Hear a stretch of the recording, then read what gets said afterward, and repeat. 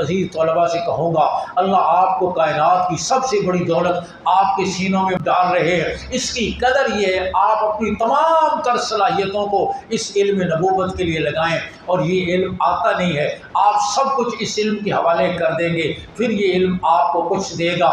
اور ہمارے اکابر نے اس کے لیے بڑی محنتیں کی ہیں۔ حضرت شیخ الہند مولانا محمود حسن اللہ تشریف لائے دارالعلوم دیوبند میں، رات کو دیکھا طلباء مچھردانیاں لگا کر سو رہے، فرمانے کہ اچھا طالب علموں کو مچھروں کے کاٹنے کے بھی پتہ چل جاتا ہے؟ فرمانے کہ ہماری طالب علم کے زمانے میں پورے ہفتے میں سونے کی رات صرف جمعہ کی رات ہوتی تھی، باقی پورا ہفتہ نہ دن کو رات کو سونے کا تصور ہی تھا، اور ہم جمعہ کی رات سوتے یوں سوتے تو اوپر سے ٹرک میں گزر جائیں تو ہمیں پتہ نہیں چلتا تھا۔ اب طالب علموں کو مچھروں کے کاٹنے کا پتہ چل جاتا ہے۔ اس انداز کی محنت، اس انداز کی انہوں نے محنت کی۔